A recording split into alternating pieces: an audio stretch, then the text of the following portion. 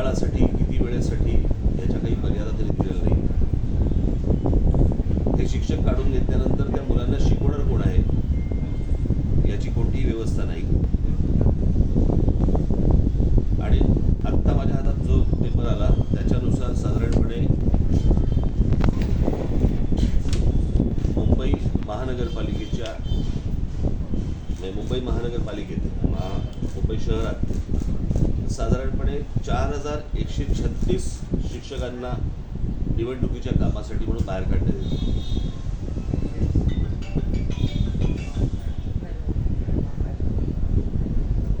एवढे जर शिक्षक आता बाहेर काढले गेले तर मुलांना शिकवणार कोण आहे याची कोणतीही व्यवस्था नाही. मला पहिला प्रश्न पडतो, निवडणूक आयोग 5 वर्ष काय करत असते?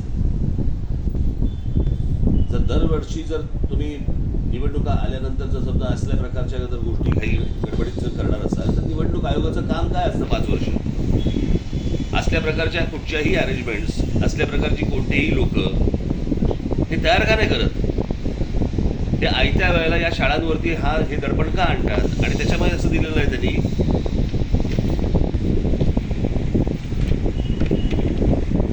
हे वाक्य सगळ्यात महत्वाचं आहे, जिल्हाधिकाऱ्यांचं आणि ह्यांचं कोण तुमचे निवडणूक आयोग आणि महानगरपालिका आयुक्त सर्व निरीक्षक, शाळा प्रशासकीय अधिकारी, अधीक्षक हे सगळे शाळांमधले उपशिक्षणाधिकारी यांनी सोबतच्या येथील कर्मचाऱ्यांना सदर हे आदेश अवगत होतील व त्यानुसार संबंधित कर्मचारी उद्या 10 वाजता संबंधित निवडणूक कार्यालयात हजर होतील याची दक्षता घ्यावी. अन्यथा संपूर्ण जबाबदारी आपली राहील. नमूद मतदारसंघाच्या निवडणूक कार्यालयाच्या 10 वाजता हजर व्हावे. हजर न होणाऱ्या कर्मचाऱ्यांवरती शिस्तभंगाची कारवाई करण्यात येईल. म्हणजे या शिक्षकांवरती शिस्तभंगाची कारवाई सरकार करणार. मला असं वाटतं की हे निवडणूक आयोगावरती शिस्तभंगाची कारवाई का नाही करत? निवडणूक आयोग 5 वर्ष काय करत असतो? या देशात निवडणुका येणार हे काय माहीत नव्हतं का? अचानक निवडणुका आल्यात का? जर निवडणुका दर 5 वर्षानंतर येतात, लोकसभेच्या येतात, विधानसभेच्या येतात, तुमच्या महानगरपालिकेच्या येतात, तुमची यंत्रणा तयार नको का?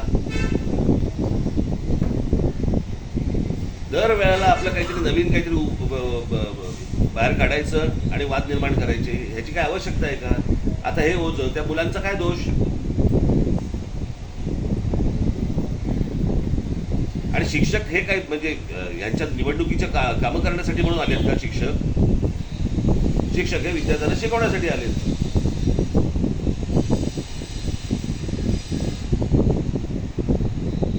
मी आज आता मी आमच्या पक्षाच्या नेत्यांशी बोलून, उद्या आमची बैठक आहे सकाळी, आमचे लोक निवडणूक आयोगाशी तातडीने बैठक बोलून घेतील, त्यांची एक अपॉइंटमेंट घेतील, त्यांच्याशी बोलून घेतील. आणि त्याच्यानंतर माझी शिक्षकांना विनंती असेल, कुठेही तुम्ही रुजू होऊ नका, तुम्ही विद्यार्थ्यांवरती लक्ष द्या. विद्यार्थी घडवणं हे शिक्षकांचं काम आहे. निवडणुकीचे काहीतरी कामं करत बसणं हे काही शिक्षकांचं काम नव्हे. त्याच्यामुळे त्याची यंत्रणा निवडणूक आयोगाने, आयुक्तांनी, कोणी जे असतील त्यांनी त्याची निवडणुकीची तयारी करावी. लोक नवीन त्यांनी नियुक्त करावेत, त्यांना प्रशिक्षण द्यावं. परंतु या शिक्षकांनी कोणत्याही प्रकारे रुजू होऊ नये. आणि मला बघायचंच आहे कोण कुठच्या शिस्तभंगाची यांच्यावरती कारवाई करते.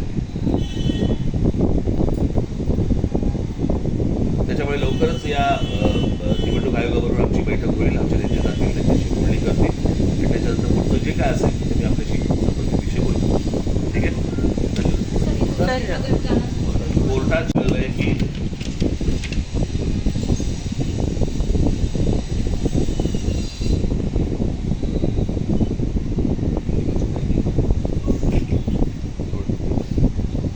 निवडणुकीसाठी म्हणून त्यांनी जो अर्ज केलेला आहे या लोकांनी निवडणूक आयोगाने, त्याच्यामध्ये कोर्टाने असं सांगितलं की 3 दिवस ट्रेनिंगसाठी आणि 2 दिवस पोलिंगसाठी एवढंच फक्त आम्ही परवानगी देऊ, अन्यथा बाकीची परवानगी दिली जाणार नाही. म्हणजे कोर्टाचा पण आदेश आहे हा.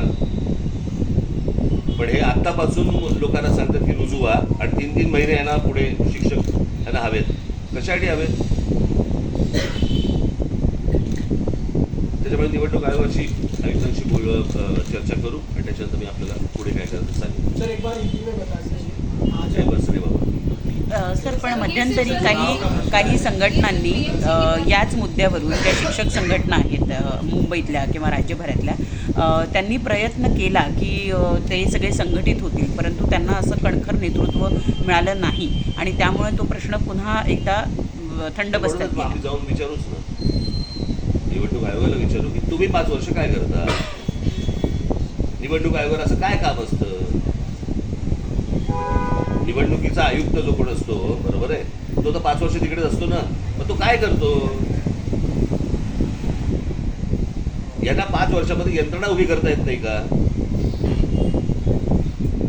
आणि निवडणुका आल्यानंतर तुम्ही बोजा टाकताय या लोकांवरती.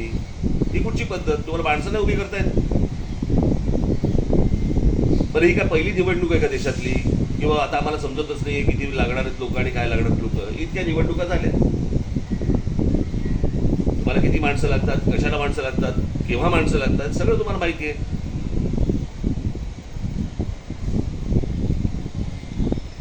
आणि कडक कारवाई केली जाईल. अरे, मला असं वाटतं निवडणूक आयोगावरती कडक कारवाई केली पाहिजे. 5 वर्ष झोपा काढता आणि निवडणुकीच्या तोंडावरती जागे होता. आधी तर काम काय असतं ना.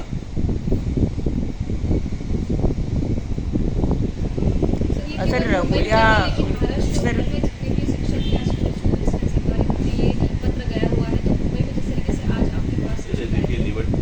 इलेक्शन कमिश्नर जो है वो सिर्फ मुंबई की नहीं है,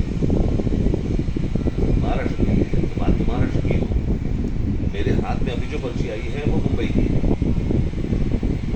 बाकी जगहों से भी वहाँ पे जो शिक्षक हैं उनको भी यही नोटिस गई होगी. तो सारी चीज़ों के बारे में बात होगी. काही शाळेच्या शिक्षकांवर FIR देखील झाल्याचं अशी पण माहिती आहे. चेक करून सांग. माझ्यापर्यंत तिथे आलेलं नाही आहे, त्याच्यामुळे मी काही सर, उद्या चुनाव का है, क्या आप भी इन चुनाव में एनडीए में शामिल होने वाले ऐसी कुछ चर्चा की, क्या सही है?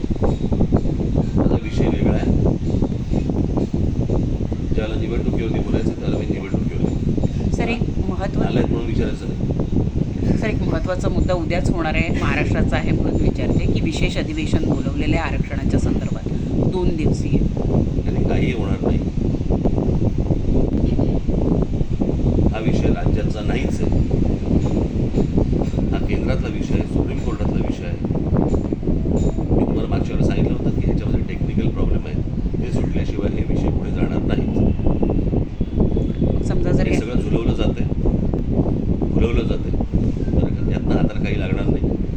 मी त्या दिवशी त्यांच्या समोरच जाऊन सांगितलं होतं ना की होणार नाही, बरोबर.